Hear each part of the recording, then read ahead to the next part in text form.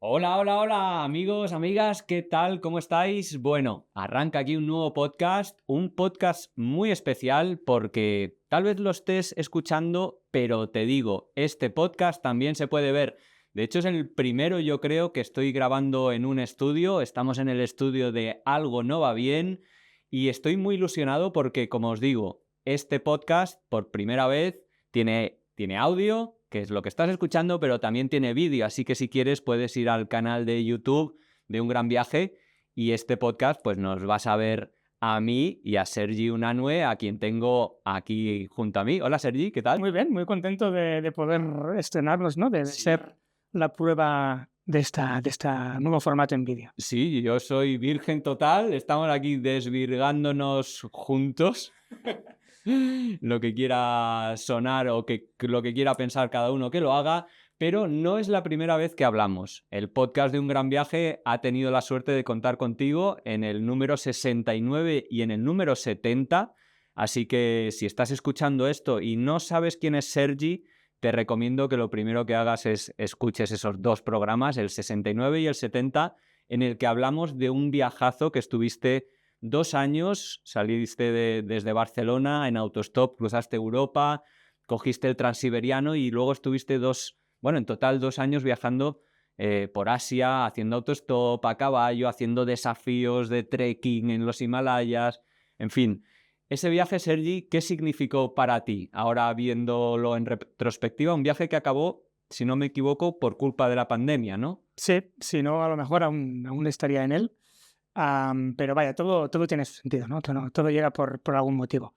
Ese viaje para mí significó, bueno, un antes y un después clarísimo en mi vida. Yo antes tenía una vida, entre comillas, convencional, una vida sedentaria, y, y entonces, después de probar lo que era la vida nómada, de probar lo que era el viaje y de intentar crear un estilo de vida que fuese sostenible con el viaje de por medio, pues una vez llegó la pandemia, después he seguido vinculado al viaje y he seguido marcándome aventuras y he seguido con este estilo de viajar y ese estilo de vida que aprendí en este viaje prepandémico. Tú eras periodista. Que, bueno, sigues. Bueno, en lo que uno se forma no se pierde, pero ya como no ejerces de periodista, ¿en algún momento te has arrepentido de ese cambio de vida? No, no, para nada, nunca. La verdad, para mí el hecho de hacer este experimento, para mí era un experimento lo de dejar mi trabajo, dejarlo todo en Barcelona y empezar a viajar. Para mí tenía dos posibles salidas, ¿no? Dos posibles resultados. Y los dos eran un éxito, se mirase como se mirase. Si veía que aquello no me gustaba y que quería volver a mi vida anterior, éxito. Ahora ya sé cuál es el estilo de vida que más me gusta. Y si por el contrario veía que aquello me gustaba más, éxito. Has descubierto un nuevo estilo de vida que te gusta incluso más que el que tenías antes. O sea que, bueno, fue un experimento que, como os digo, podía salir bien o podía salir bien y por suerte ha salido muy bien. Sí, me alegro, sí. La verdad es que mucha gente tiene miedos, sobre todo en ese paso a la hora de arrancar un gran viaje con el tema profesional. ¿Tú recuerdas aquella, digamos, momento en el que te estabas planteando dejarlo todo y hacer este viaje que yo, si no recuerdo mal, era un viaje sin fecha de retorno? O sea, Sí. ¿qué te preocupaba en aquella época? La parte económica supongo que era lo que más me preocupaba, ¿no? El cómo generar dinero una vez estuviese viajando, pero ya salía con unos ahorros, había estado ahorrando unos años y por lo tanto tenía esa base. Para mí sí que, bueno, fue como siempre la vida te junta las cosas, como decíamos hace un momento, por algún motivo. Y en mi caso, pues cuando ya tenía la idea decidida de dejar mi trabajo y empezar a viajar, en el trabajo en el que estaban me ofrecieron un contrato indefinido con unas mejoras laborales pues gigantes y en aquel momento me acuerdo que tuve que hacer el ejercicio de decir, vale, va, a ver, para tomar esta decisión me tengo que hacer una pregunta, ¿no? En 5 años, que mira, ahora hace 6 años, en 5 años quieres ser el Sergi que ha intentado am, vivir ese estilo de vida, aunque sea solo probarlo, o quieres ser el Sergi que optó por la vía cómoda y tener esa estabilidad durante 5 años y sí, generar más dinero y tener más cosas materiales, pero sin haberlo intentado, ¿no? Y al hacerme esta pregunta tenía clarísimo cuál era la decisión que tenía que tomar. Aunque también voy a decir que por suerte, bueno, o por lo que sea, pero en mi caso, por suerte, yo quiero mucho a mi profesión de periodista y aún a día de hoy sigo vinculada a ella, hago unas colaboraciones puntuales con medios de comunicación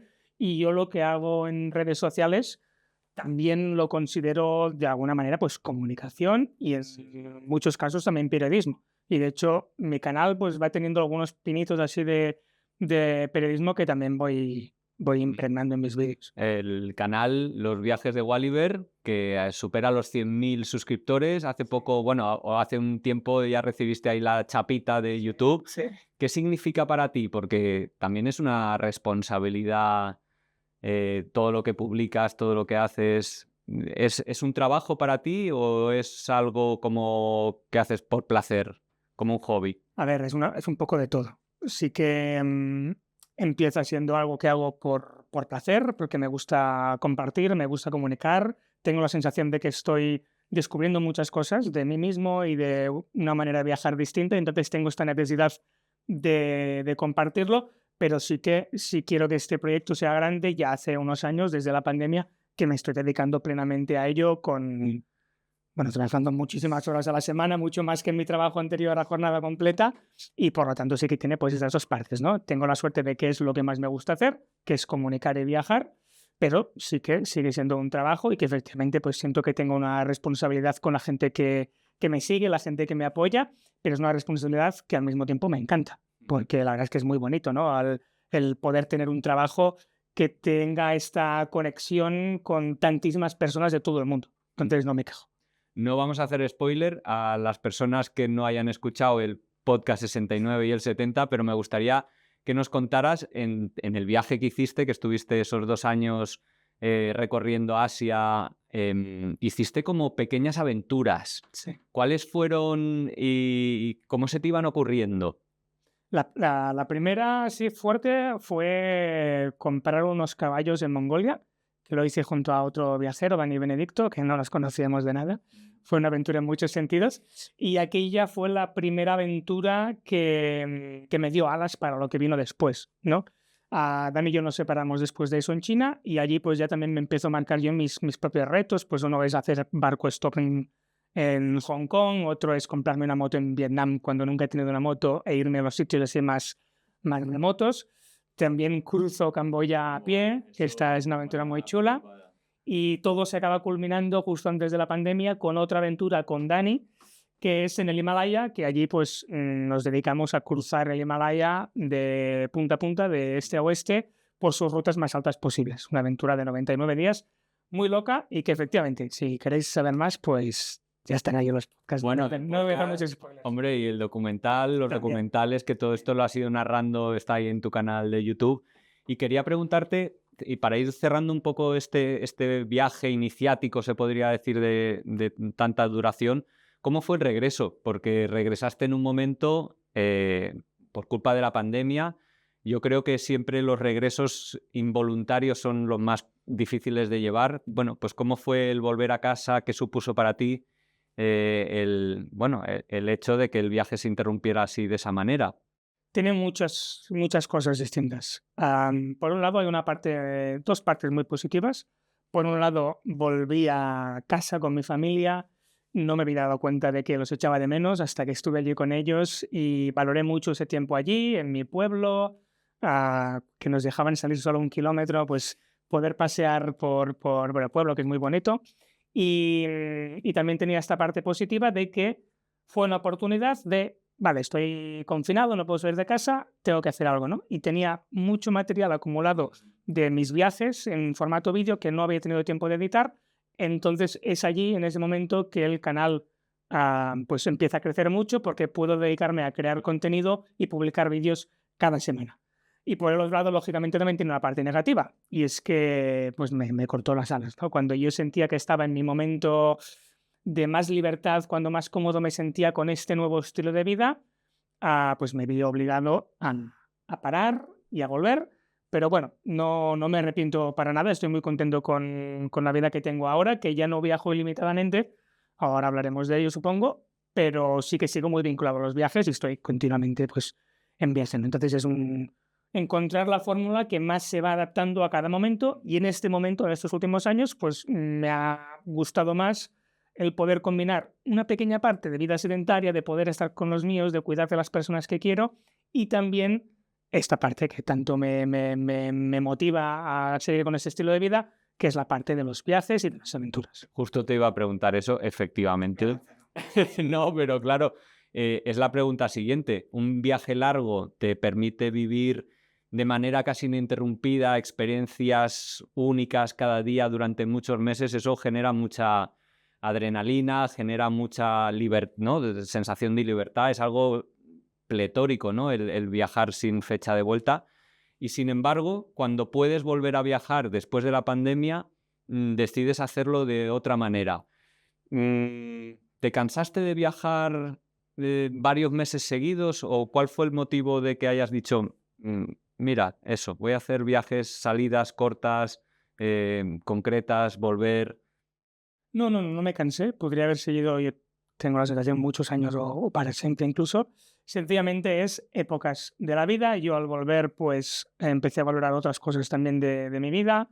Como os decía, pues las personas que quiero, mi familia, mis amigos. Y también incluso algo que no me daba cuenta que me gustaba, que era tener una ciertas rutinas, ¿no? Entonces, cuando estoy aquí es cuando aprovecho para ir al cine, para hacer deporte. Bueno, cosas que a lo mejor viajando no me doy ese momento porque estoy continuamente buscando experiencias nuevas, y de esta manera tengo la sensación de que estoy combinando lo mejor de los dos estilos de vida. Pero bueno, es lo que digo, son épocas y quién sabe lo que pasa en el futuro. Sí. Bueno, en cualquier caso, las aventuras han sido, yo creo, el hilo conductor de tus viajes, porque no viajas de una manera convencional, se podría decir. Te gusta mucho el autostop, te gusta mucho ponerte retos físicos a países rarunos o diferentes condiciones. ¿Cuáles fueron las siguientes aventuras? Vamos a ir hablando un poquito de cada una de ellas más destacables que hiciste a raíz o a posteriori, cuando ya pasó la pandemia y podemos empezar a viajar. Recuerdo alguna en bicicleta, recuerdo Sí. alguna por el Líbano, recuerdo Asia Sí. Central. Cuenta. La primera Sí. aún estábamos en las últimas etapas de la pandemia, fue a una experiencia, una aventura con una bicicleta de bambú, que lo que hice fue ir desde el punto más al sur de Europa, punto de Tarifa, hasta el punto más al norte, Cabo Norte. Entonces, esta es una aventura que nace por y para la pandemia, porque era una época en la que aún no podíamos prácticamente movernos, cruzar fronteras con libertad, solo las fronteras de Europa estaban abiertas, y además era un momento en el cual se recomendaba no tener tanto contacto con otras personas, ¿no? Entonces dije, vale, si solo puedo estar por Europa y tiene que ser una aventura que no sea tan cercana a las personas como normalmente, que como dices hago autostop, duermo en casa de gente local, pues entonces pensé que hacerlo en una bici, yo en solitario, acampando en la naturaleza, sería una buena manera de reanudar la época de viajes teniendo en cuenta la situación en la que estábamos. Bueno, un viaje en bicicleta. Yo creo que no tenías experiencia en cicloturismo de largo recorrido. Cuéntanos, ¿cómo te da por la bicicleta? Sí. No tenía. Ya, bueno, como antes tampoco tenías de montar a caballo ni de tantas cosas, ¿no? Bueno, Correcto. lo de la moto que Sí, decías sí, antes. para mí los viajes y las aventuras sobre todo tienen que ser una excusa para aprender. Y si os fijáis en los viajes se aprende muchísimo, muchísimo, muchísimo. Aprendes de otras culturas, aprendes también de ti mismo, ¿no? De dónde están tus límites de la comodidad, en qué te sientes cómodo y en qué no, hasta cuánto puedes aguantar en situaciones pues, más duras. Y también, ¿por qué no? Pues cosas más prácticas, ¿no?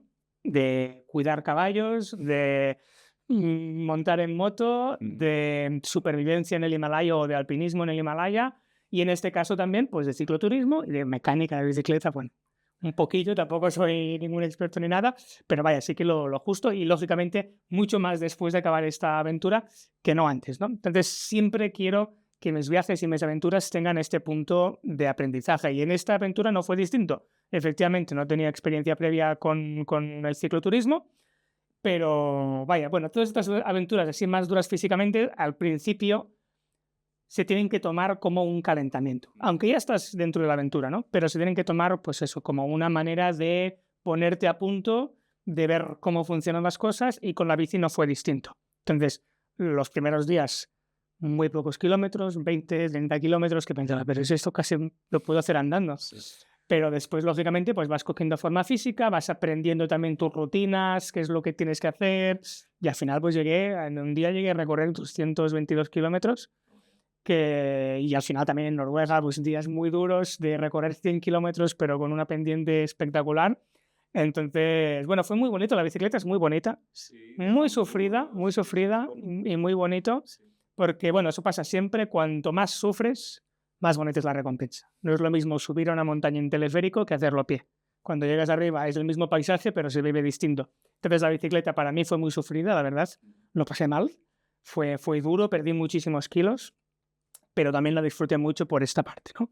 Ver auroras boreales acampando. Te iba a preguntar algún momentazo de ese Y viaje. eso y siempre lo recuerdo, ¿no? Pues eso, después de 4 meses recorriendo kilómetros, 7.000 kilómetros en bicicleta, muy duro, sobre todo este último mes en Noruega, que casi no hay horas de luz, que hace frío por la noche, que llueve cada día, estás mojado, no tienes ropa seca, que el día antes de llegar a Cabo Norte estés acampando, saques la cabeza por la ventana y te encuentres el espectáculo de las auroras boreales, eso no tiene precio. O sea, literalmente no tiene precio, porque tú puedes pagar una agencia para ir allí en moto de nieve y puede ser muy bonito y muy divertido, pero no será igual de espectacular que después de estos 4 meses de sufrimiento, ¿no? De sufrimiento y de recompensa, ¿eh? No quiero pintarlo como un pero infierno, bueno, la parte física es pero sí, importante ahí. tiene un punto de desgaste muy, muy fuerte. Sí.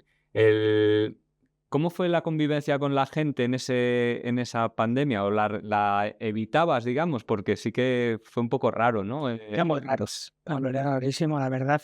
Yo antes de este viaje, por ejemplo, me había ido unos meses a México, que era un país que sí que tenía las fronteras abiertas, y bueno, había estado bien, de todos modos, pues me había alquilado una cabañita en la jungla y estaba allí pues trabajando, editando, un poco como de relax, ¿no? Pero sí que me di cuenta el tiempo que dije, voy a probar de viajar un poco, que no tenía esta parte de conexión con la gente, ¿no? Porque quieras que no, había un poco por los dos lados, ¿no? De frenarse un poco a la hora de entablar estas relaciones. Y entonces Europa fue incluso, entre comillas, peor, porque la verdad es que prácticamente no tuve contacto. Sí que obviamente algunas experiencias con personas que me abrieron las puertas de su casa, pero por lo general casi no tuve experiencias con gente. Yo creo que inconscientemente yo también estaba con el chip de voy a estar a mi bola, voy a estar conmigo mismo y la naturaleza, y esta va a ser mi aventura, ¿no? Entonces ya cuando vas un poco con esta actitud, también yo creo que la gente que también estaba lógicamente con su propia precaución, pero también no estás despertando estas energías de querer conectar con otras personas. Oye, yo ahora me voy a hacer un viaje. ¿Qué? De hecho, cuando se publique esto, seguramente esté en mitad del viaje. ¿Qué consejos me das? Yo a ti, claro. Claro, yo no he montado casi en bici. Tú has estado ahí varios meses dando pedales o algún aprendizaje que tú tuvieras que dijeras, ostras, al principio lo hacía así y me di cuenta que era mucho mejor hacerlo de esta otra manera. Es una pregunta complicada, porque creo que depende mucho del destino de la época, ¿no? Porque para mí, por ejemplo, al final lo que acabé aprendiendo es aproveche tanto como puedas las horas de sol. Sí.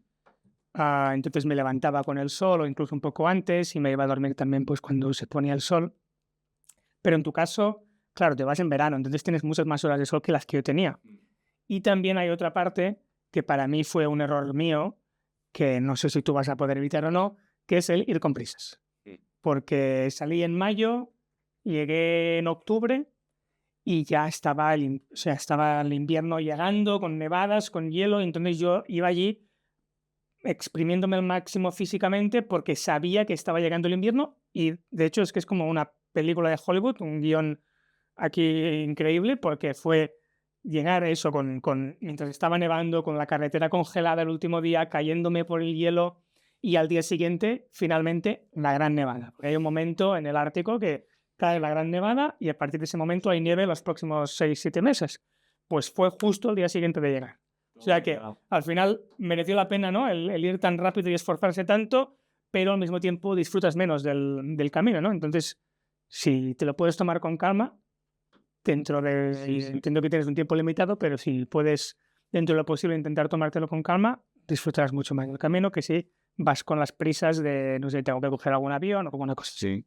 Hablando de nevadas, ahora me viene a la mente otro de los viajes que hiciste luego por el Líbano, Sí. que te marcaste el proyecto, ¿no? De cruzar Líbano a pie y que hizo un tiempo un poco inclemente y durillo. Cuéntanos esa aventura que hiciste.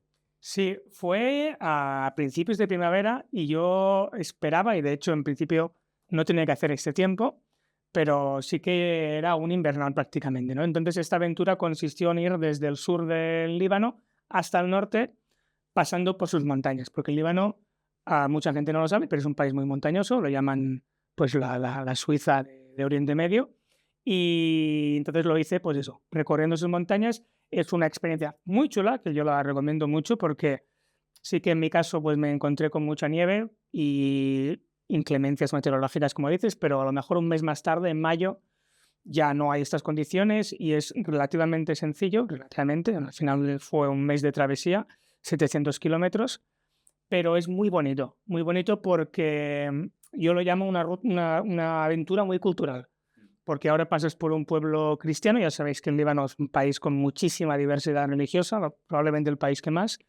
y eso, pasas por un pueblo cristiano, el siguiente es musulmán y el siguiente es druso, y te encuentras como que en un mismo día de andar por la montaña pasas por distintas religiones y por lo tanto por distintas culturas, ¿no? Distintas maneras de hacer el día a día y maneras de entender la vida. Entonces fue una aventura muy interesante en ese sentido, aparte de, lógicamente, también esta parte de reto físico contra la naturaleza. No me gusta decir contra, pero vaya, en la naturaleza y bueno, pues tiene un poco de todo esta aventura también. ¿Cómo se prepara una persona para un viaje así? Bueno, yo en mi caso no viajo nunca con camping gas, con hornillo ni nada así, pero allí cada uno, ¿no?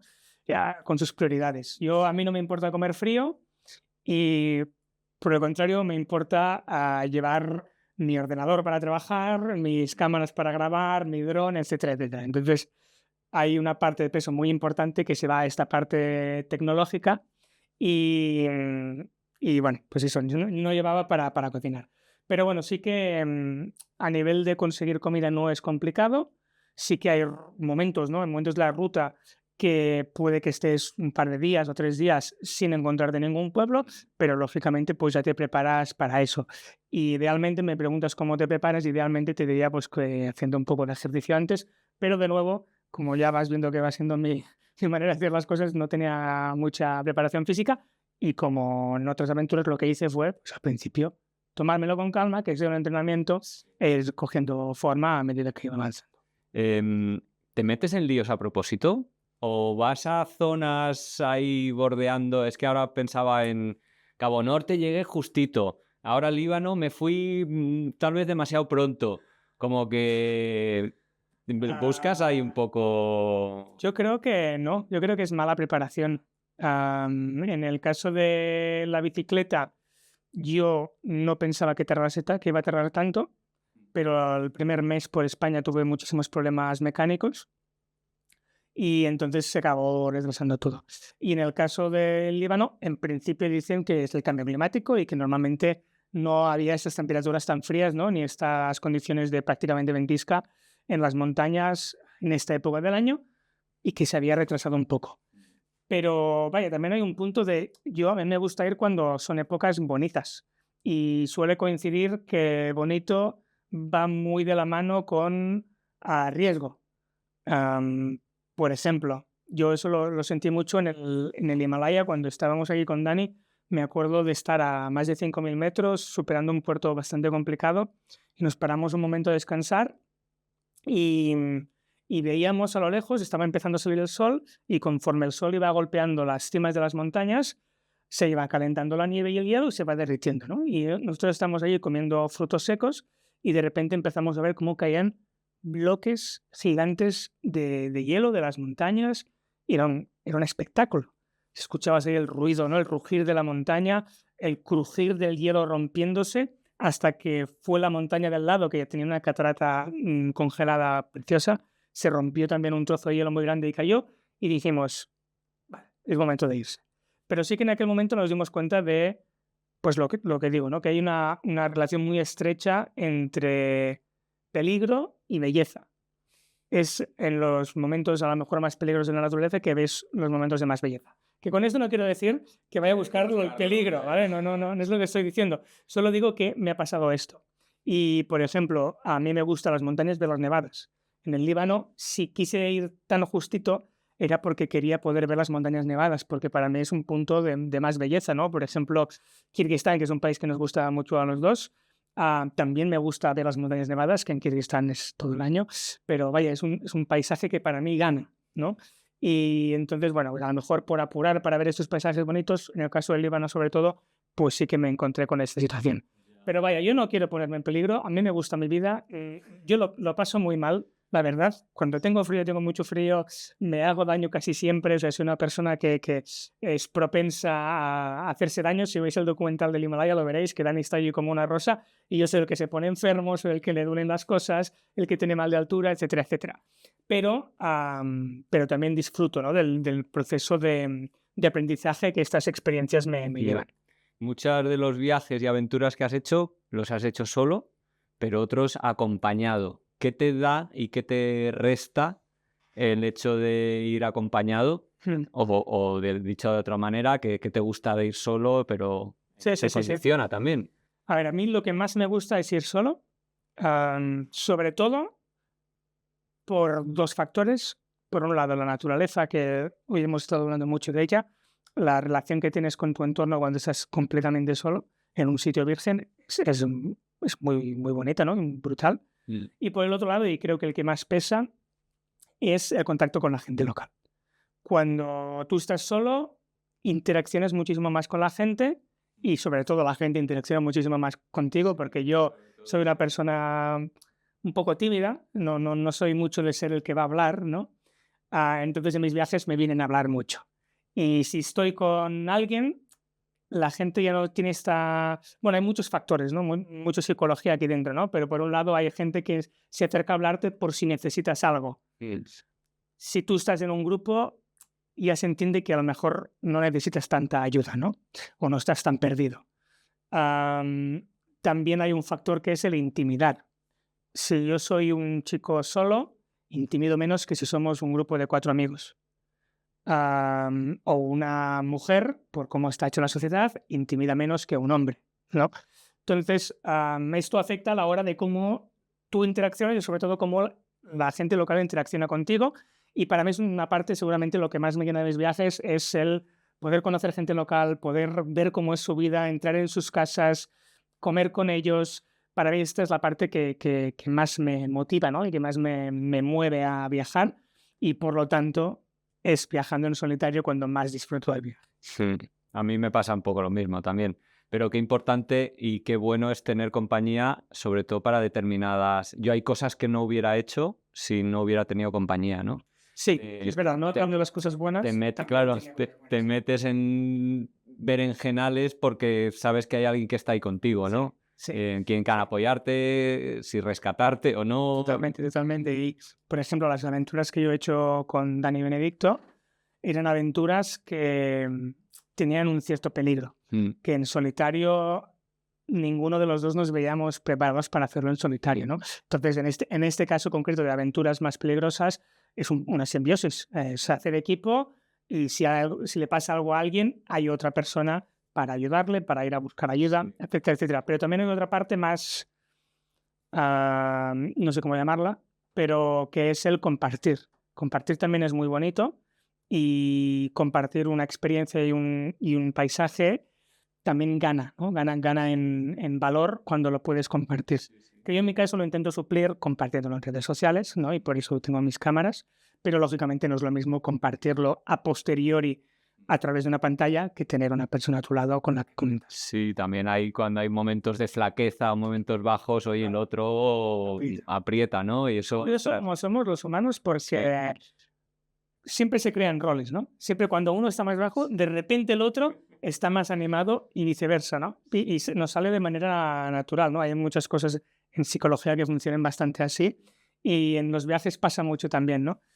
Escuché el otro día en las jornadas de los grandes viajes que decía... Qué gran evento. Qué gran evento. Gran evento, por cierto. Escuché a, creo que fue Runchen, que dijo que, sí, fue él, que con 2 salen problemas y discusiones y con 3, para él, decía, era la cifra perfecta, porque cuando 2 se discuten, uno se para, etcétera, etcétera, ¿no? Yo no he probado de viajar con 3, pero bueno, con 2 sí que he visto pues estas partes más buenas y partes... Sí. Bueno, no has probado viajar con 3, pero sí en grupo, porque tienes una agencia de viajes que has montado. Me gustaría hablar un poquito más adelante de ella, pero me gustaría seguir preguntándote por destinos que además me apetece un montón, como es Mongolia, por ejemplo, que país al que has vuelto varias veces, aunque yo, fíjate, la última vez que has vuelto, que si no me equivoco ha sido en invierno, Sí, no sé si es el mejor momento o momento que yo más disfrutaría, pero ya sabemos tu querencia por la nieve y...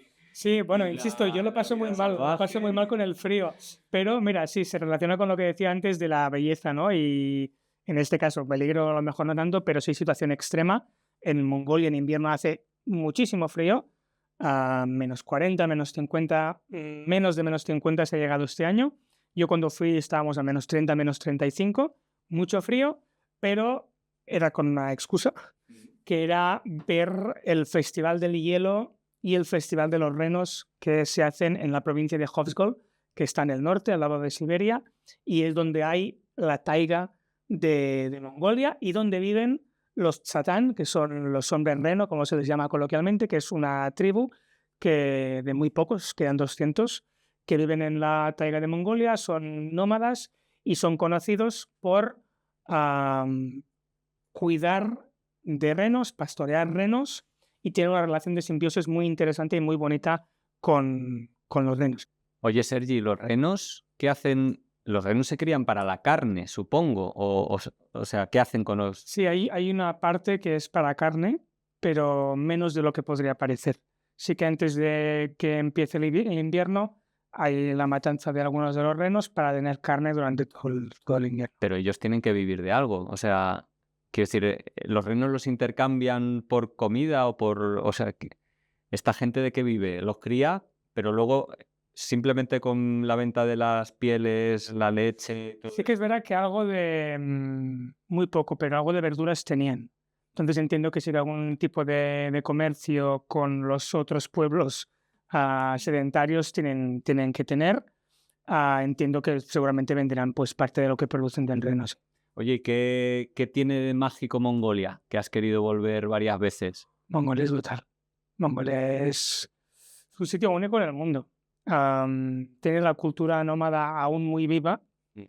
Y esto es un tesoro que tenemos en la humanidad y que tenemos suerte de que aún a día de hoy podemos ver cómo es ese estilo de vida y esta conexión sobre todo con los animales y con el entorno.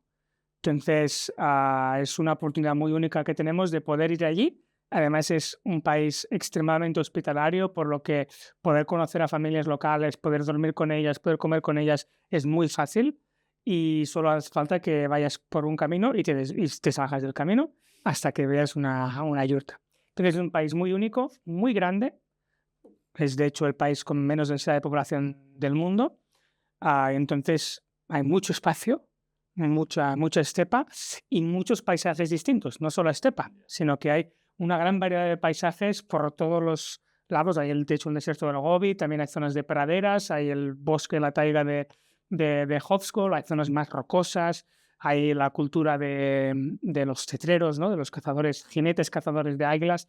Entonces hay una parte cultural y también paisajística muy, muy interesante, que es lo que a mí me está atrapando tanto de Mongolia y que de hecho pues cada vez que voy descubro cosas nuevas. También Asia Central yo creo que tiene muchas de Sí, sí, esas, no sé, particularidades que has descrito. Aunque yo, fíjate, yo soy un poco pesimista en cómo está evolucionando las tribus nómadas o la posible pervivencia en el tiempo de los nómadas en general, ¿no? En África, en América, pues ya prácticamente no hay.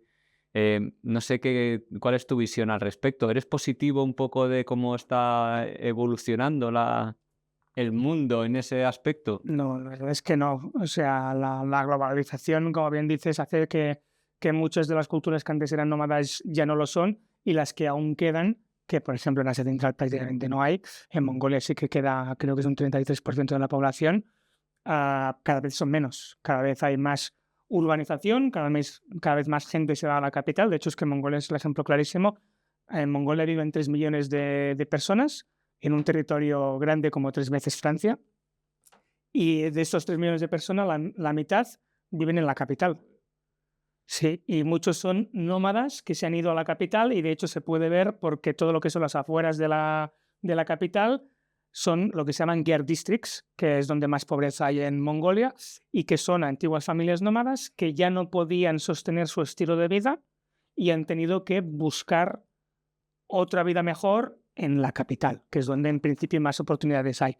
Entonces en estas zonas ves muchas familias que han llegado con sus gers, las han puesto allí y se han dedicado a buscar algún trabajo allí y cambiar su estilo de vida por uno de sedentario. Sé que los Ger Districts más antiguos, por ejemplo en el centro de la ciudad hay uno que es el más antiguo de todos, que tiene más de 100 años, y allí sí que ves que algunos aún mantienen la Ger, pero que ya se han podido construir una casa más o menos en condiciones alrededor. Pero lo que es toda la periferia, allí es donde más pobreza hay, porque no hay, por ejemplo, pues sistemas de alcantarillado, de limpieza, es salvaje prácticamente. Y allí, por ejemplo, hay mucha contaminación también, porque en invierno hace mucho frío y para calentarse tienen que quemar pues plásticos y basura que hay. Las condiciones allí son bastante peliagudas, y es un ejemplo de lo que está pasando con los nómadas. Cada vez más tienen que buscarse la vida en otras circunstancias sedentarias. Sí, de hecho, hace pocos años la población mundial pasó a vivir mayoritariamente en zonas urbanas, en ciudades, ¿no? Que es un reflejo de cómo están cambiando las cosas. Yo por eso, bueno, intento ir a países poco turísticos, remotos y demás, por intentar que haya esa experiencia más cercana, más, no me gusta decir auténtica, pero bueno, más fiel a cómo se vivía tradicionalmente. Y no sé si eso también lo has encontrado un poco en Asia Central. Antes hemos hablado de Kirguistán, Uzbekistán, que también has estado. Sí, lo he encontrado, pero de una manera distinta. Sí que, por ejemplo, nómadas prácticamente no he encontrado seminómadas. Sí que hay mucho en Kirguistán, por ejemplo, seminómada que durante el invierno está viviendo en una ciudad, en un pueblo, y después en verano sí que se van a lo que llaman las J-Lows, los pastos altos de las montañas, y allí sí que se van con sus yurtas y con su ganado, y están allí durante los 6-7 meses de verano. Pero sí que para mí que tengan esta parte aún de la cultura viva, aunque sea adaptándola a los tiempos modernos, para mí es una riqueza y un valor muy, muy importante. Y sí que he encontrado esto en Asia Central, que para mí lo he descubierto hace poquito. Mi primer viaje fue aún no hace ni un año y he ido 2 veces y me está gustando mucho. Creo que es un sitio del mundo muy interesante. Sí. En ese primer viaje supongo que hubo un poco de flechazo, y de hecho el flechazo ¿cómo decir? Ha evolucionado en forma de agencia de viajes o en forma de organización de viajes. Estás viajando, si no me equivoco, a Kirguistán, ya has hecho un viaje a Kirguistán y ahora estás preparando otro para Mongolia para estar con los satanes. ¿Correcto? ¿No? Sí, sí. ¿Qué te ha animado a organizar viajes y a querer viajar con gente? Porque a alguien que le gusta viajar solo bueno, es muy diferente hacerlo como guía y en grupo. Sí, es muy distinto. La verdad, de momento estoy muy contento con el proyecto, y es un proyecto que nace pues un poco por detectar una necesidad, porque mucha gente de mi comunidad de seguidores me decía, qué increíble los sitios a los que vas, pero yo nunca me atrevería a ir solo. Y entonces lo que estoy haciendo básicamente es de los 2 sitios que yo detecto que son genuinos, que son interesantes, que aún conservan pues una parte de cultura muy, muy auténtica y una naturaleza muy virgen, sitios que son remotos. Entonces yo allí, con mi propia experiencia, construyo un viaje con sitios que considero que son interesantes, y así pues mucha gente que de otra forma no se animaría a visitar estos sitios, sí que lo hacemos, pero lo hacemos de una manera muy sostenible, teniendo en cuenta pues el impacto que tenemos en estas comunidades por las que pasamos, y también pues con una mentalidad de compartir y de aprender y de, pues eso, sobre todo de compartir, ¿no? Porque al final nosotros cuando viajamos tenemos la sensación de que solo estamos recibiendo, pero también estamos generando un impacto, ¿no? Entonces eso es algo que también tenemos mucho en cuenta en Mundo Recóndito y que, bueno, en este primer viaje que hicimos a Kirguistán, la verdad es que fue una aventuraza, el grupo fue maravilloso, maravilloso. Hicimos piña desde un buen principio, prácticamente como una familia, y vivimos una aventura. Al final fue una aventura. Yo digo que la agencia es un poco antiagencia porque vamos sin horarios, sin itinerarios. Hay una gran parte de improvisación de, mira, pues eso parece bonito, vamos a entrarnos allí con el 4x4 a ver qué hay, de pararnos a hablar con las familias, de pararnos a un sitio bonito para hacer un picnic en vez de saber que este día vamos a hacer esto a esta hora, etcétera, etcétera, ¿no? Para mí es importante que la agencia y los viajes sigan mi filosofía de viaje, que es la de aprender de las comunidades y de la naturaleza por la que estamos pasando de una manera sostenible y con esta flexibilidad de no estar ligados por horarios o reservas, sino tener cierta flexibilidad, ¿no? Para poder decidir qué hacer en cada momento según si algo nos gusta más o algo nos gusta menos o está lloviendo o lo que sea, ¿no? Pero poder tener esta parte de flexibilidad creo que es algo que también han valorado mucho en esta primera experiencia porque hemos podido hacer cosas pues muy, muy interesantes. Sí, o sea, hablabas de dar a la gente que recibe, que acoge, con la que interactúas, no solo el hecho de recibir a la hora de viajar. ¿Qué dais? O sea, ¿qué dais?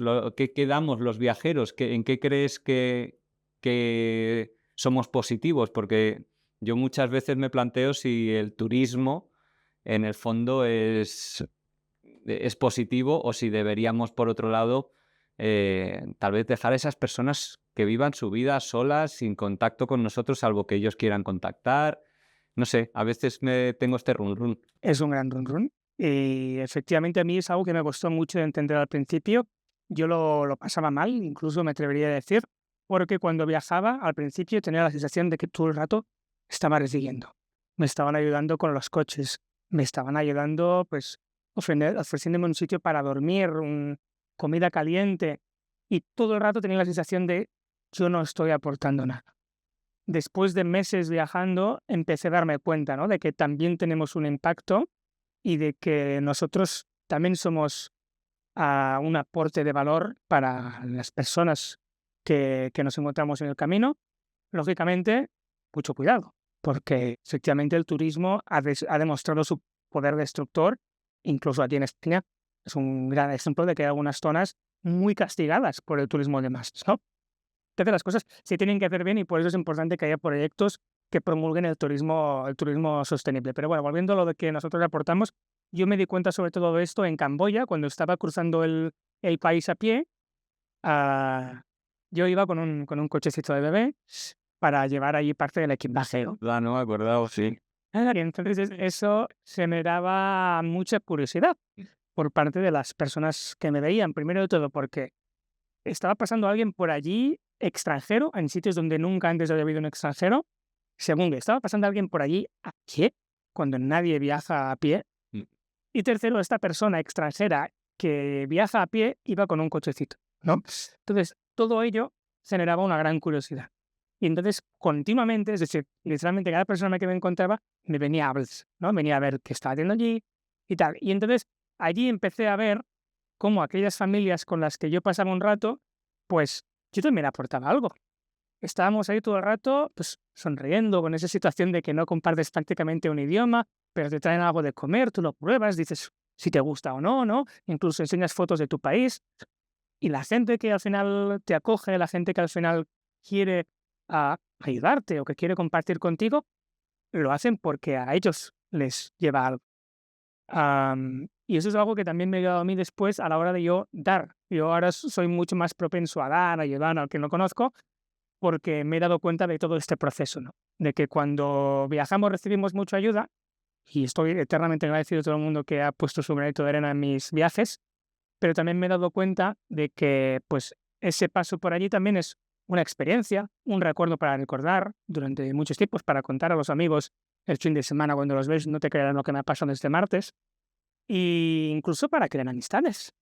Yo seguro que Pablo, a ti también te ha pasado mucho, ¿no? Digo, estoy cada día literalmente hablando con personas que he conocido en mis viajes de alrededor del mundo, personas locales, que de alguna manera u otra hemos coincidido y hemos acabado desarrollando esta amistad, incluso con personas que no hablamos literalmente ni una sola palabra del mismo idioma.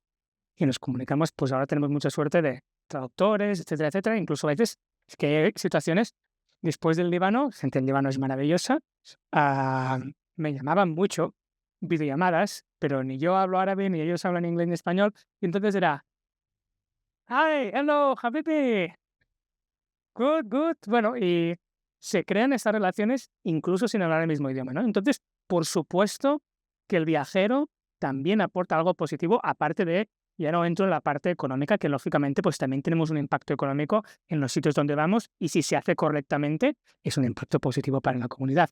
Pero ya no solo eso, que no me gusta hablar de como si fuésemos un mercado, no, aparte de eso, hay algo mucho más bonito y mucho más trascendental que sí que aportamos como viajeros a los sitios donde viajamos. Sí. También es verdad que nosotros viajamos, en nuestro caso particular, de una manera un poco diferente a lo que le hace la masa, ¿no? O la industria turística, y creo que ese contacto más cercano con las familias, con las gentes, ese intercambio más genuino es más fácil. Yo ahora estaba pensando más en otro tipo de turismo, claro, que es bueno, no sé, dañino, ¿no? Casi, Totalmente. el paquetizado, el que mueve a miles de personas. Y bueno, yo creo que Eso es muy peligroso. sí. Desde mi punto de vista, la única manera de solucionar esto es con leyes, ¿no? Y con políticas y con intervención, porque si no, el turismo campando sus hachas en un mercado completamente libre es muy peligroso. Y es que yo vengo de Barcelona, allí lo hemos visto y se sigue viendo perfectamente, ¿no? El impacto que ha tenido y que tiene el turismo de masas, es que tiene impacto en todos los sentidos. Y lógicamente, pues sí que se puede hacer un turismo distinto y de hecho estamos en la mejor época de la historia para hacer un turismo distinto. Antes lo que tú vas a hacer ahora, Pablo, te hablo yo que sé, de hace 200 años, sería algo que se explicaría en los libros de historia, ¿sí? Pero ahora no es así. Ahora tenemos muchas facilidades y además podemos compartirlo con otras personas, incluso gente que no nos conoce, que se puede animar a viajar de una manera distinta y más sostenible. Y esta es un poco la misión con humildad que yo siento que tengo a veces con mi proyecto, que es el dar a conocer estas otras maneras de viajar, otras maneras de interaccionar con el mundo y maneras pues más respetuosas con el entorno y más sostenibles a largo plazo. Recuérdame el nombre de la agencia. Mundo recóndito. ¿Y dónde vais a este viaje? Vais a Mongolia, ¿no? Próximo viaje es a Mongolia. Sí. El último fue Kirguistán. Son dos destinos que muy probablemente pues repetiremos en el futuro porque creo que tienen mucho interés y que son muy interesantes. Y dentro de poco, aún no lo puedo avanzar, pero dentro de poco van a salir ya algunos viajes más para fin de año y para el año que viene. El de Mongolia, de todas maneras, no va a ser en las condiciones invernales en las que tú te fuiste allí, ¿no? Correcto, es en octubre, por lo tanto aún no ha llegado el invierno y va a ser una experiencia muy distinta porque, por ejemplo, en invierno puedes acceder a Lopsatán a través del lago congelado de Hofsor, un lago gigante de más de 100 kilómetros que en invierno se convierte en una autopista, los coches pueden pasar por encima y entonces esta región donde están los Lopsatán se puede acceder gracias a que el lago está congelado. Pero durante el resto del año el lago no está congelado y ellos están aislados. La única manera de llegar es o montando caballo o montando reno, que es algo que nosotros tendremos que hacer para poder acceder a esta tribu que nos va a abrir por las puertas de sus tipis. Qué guay. Oye, antes hablábamos eso de los turistas, de los viajeros, de todos los que nos animamos a recorrer el mundo. Ahora estaba pensando que qué importante es explicar bien los viajes, que qué importante es que la gente que va a viajar no romantice con lo que ve en las redes sociales, con lo que muchas veces proyectamos en nuestros canales. Bueno, no estoy hablando de nosotros, estoy hablando de la masa, de que es fácil viajar, de que es bonito, de que no hay momentos malos. Y hay mucha gente, por mi experiencia también en otras agencias, oye, a veces apuntaba gente sin pensar en todas esas cosas chungas que pueden pasar en un viaje. Por supuesto, sí, sí. Es importante, efectivamente, cuando trabajamos en redes sociales con comunidades grandes, tener en cuenta eso también. Efectivamente, no todo es bonito, no todo es precioso. También hay distintos tipos de cuentas, ¿no? Hay cuentas que son más informativas y que entonces no cuentan tanto su experiencia, pero creo que los que contamos nuestra experiencia viajando y que al final lo que hacemos es como que nos acompañen en nuestro viaje, ahí sí que tenemos la responsabilidad de contar todo, tanto lo bueno como lo malo. Pero vaya, yo sí que sé que lo hago desde los inicios y muchos de los compañeros también lo hacen, ¿no? Pero sí que como espectador también es importante saber esa parte, ¿no? Que a lo mejor si tú estás consumiendo y solo ves cosas bonitas, es que hay otros creadores que te enseñarán también las partes más negativas o menos bonitas de viajar. Viajar es muy bonito, pero como con toda la vida, tiene sus cosas buenas y sus cosas malas. Sí, sí, sí. Sergi, el tiempo se nos está acabando. Aquí parece una tontería, pero casi, bueno, no llevamos una hora, pero vamos enfilando ese franja horaria.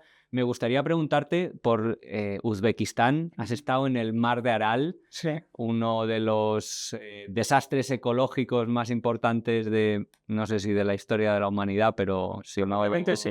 casi. Cuéntanos un poco cómo ha sido esa experiencia de visitarlo, porque además lo has hecho prácticamente, creo, en verano ahora, que tendría que hacer Sí, hacía bastante un calor. ¿Por qué has ido allí? ¿Qué te has encontrado? Sí. No sé si el desastre ecológico más grande de la historia de la humanidad, pero seguramente es el más grande de la historia de la humanidad, provocado intencionadamente por el hombre. Porque aquí está lo chungo de esta historia y es que los dirigentes que hicieron esto, los soviéticos, eran plenamente conscientes de lo que iba a pasar con su decisión. Bueno, yo decidí ir allí precisamente para documentar esto, porque había leído cosas, había visto cosas y quería pues verlo con mis propios ojos, ver qué había de cierto en lo que había visto y documentarlo, ¿no? Y sacar un vídeo que aún no ha salido, pero lo haré dentro de poco. Y entonces pues me fui hasta allí, que fue el hecho de ir ya hasta allí fue toda una aventura, muchas horas de viaje porque venía desde Bishkek, entonces bueno, son muchos kilómetros, muchos transportes distintos y efectivamente el calor y el desierto. El desastre que ha pasado allí es tan grave que incluso la arena que queda allí, porque hablamos de ver el Mar de Aral, pero yo no lo vi, estaba a 100 kilómetros de donde yo estaba, lo que queda, pero la arena que ha quedado, por los fertilizantes y por la alta concentración de sal que ha quedado allí, porque es un lago salino, hace que la arena ahora sea tóxica, que las tormentas de arena que azotan la región sean tóxicas para la gente que vive allí. Entonces, la situación es verdaderamente desastrosa y todo porque, como digo, los dirigentes soviéticos de la época decidieron desviar los dos ríos principales que dan agua o daban agua al Mar de Aral para hacer plantaciones de algodón, perdón, que es una planta que requiere de muchísima agua y entonces, pues, pero daba mucho dinero, ¿no? En la época, entonces decidieron desviar el agua, daba igual, ellos consideraban una anomalía lo que pasaba en el Mar de Aral, consideraban que no tenía que haber allí un mar, que no tenía sentido, y entonces desviaron los ríos para poder alimentar estas plantaciones de algodón y como consecuencia el Mar de Aral queda prácticamente nada, aproximadamente un 10%, y sobre todo el impacto que ha tenido a nivel de naturaleza, que hay especies que estaban allí que ya no están, había pues riqueza paisajística, ahora es un desierto, el desierto de Aralkum, y el impacto que también ha tenido en las gentes. Por ejemplo, pueblo que creo que también tú has visitado, Moinac, que antes era un pueblo pesquero, incluso con actividad turística, gente de toda la URSS iba allí a veranear porque las temperaturas eran suaves, tenías un lago para bañarte, y de repente desaparece, ya no tienes ni turismo, no tienes ni pescado, lógicamente, industria, y el pueblo se va al garete. Lo que queda allí ahora es el cementerio de barcos, ¿no? Los barcos pesqueros que antes estaban allí, ahora quedan allí encima del desierto, que es una imagen muy gráfica y que te ayuda a entender, porque si no es que es muy difícil de entender lo que ha pasado allí. Esto, y también lo que a mí me impactó mucho, es estar en el desierto y encontrarte conchas, ¿no? Cosas que te encuentras en el mar o en este caso en un lago y te lo encuentres allí en un desierto que miras alrededor y no hay nada de agua, pues allí estaba. También me sirvió para desmitificar algunas cosas. Por ejemplo, Moinac, yo había leído en todas partes que era un pueblo prácticamente fantasma, pero la verdad es que en los últimos años ha revitalizado un poco, hay pues, nuevas edificaciones, nuevos habitantes, entonces está un poco mejor, pero lógicamente no es lo que había estado antaño, sino que se ha tenido que reinventar todo. Sí, yo recuerdo haber ido allí a un museo, no me acuerdo cuál era, o el museo, que había fotografías de toda la industria, de procesado, del enlatado de los pescados y tal, y dices, ¡buah! Esto, había miles de personas que hoy, bueno, pues se han tenido que ir a otro lado o a buscarse la vida porque todo esto se ha disuelto en la arena. Sí. También se ha disuelto nuestro tiempo, por hacer una analogía así muy poética para cerrar este podcast. Sergi, muchísimas gracias por haber estado hoy con nosotros.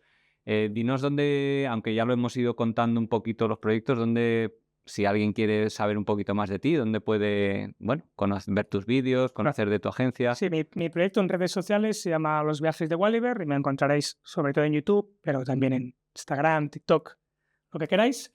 Y después la agencia Mundo Recóndito, para aquellos que quieran viajar de una manera distinta, pues Mundo Recóndito, también en Instagram y página web mundorecóndito.com nos podéis encontrar. Pues Sergi, muchísimas gracias, y a ti, querido oyente, que estás al otro lado del micrófono, también agradecerte que, bueno, que hayas llegado hasta aquí. Espero que este contenido te haya parecido interesante y también, bueno, sobre todo dar las gracias a Algo No Va Bien, que es el estudio donde hoy he estado grabando esta entrevista. La verdad es que no sé a cuál de las cámaras mirar. Si estás oyendo te da igual, pero yo tengo una cámara adelante, tengo un plano general aquí, a la izquierda otra de Sergi. La verdad es que ha sido un lujo poder estar en este estudio y estar cara a cara. Y a ti, querido oyente, te voy a dejar el enlace del podcast en YouTube para que puedas verlo también a la vez que escucharlo, o verlo en vez de escucharlo, porque también me hace mucha ilusión que pongáis cara a Sergi, a mí, que me he traído una camisa muy molona hoy de pollitos africana, y nada más. Que espero que estés, si escuchas esto durante el verano, pasando un buen verano. Si estás de viaje, pues mejor que mejor. Y si estás en el trabajo o en el camino al trabajo, como mucha gente me decís que estáis, pues que sea bastante llevadero y agradable. Y nada, nos escuchamos, no sé, normalmente suelo decir que el próximo lunes, pero estamos en tiempos viajeros complicados, así que nos escuchamos pronto. Un saludo y hasta la próxima.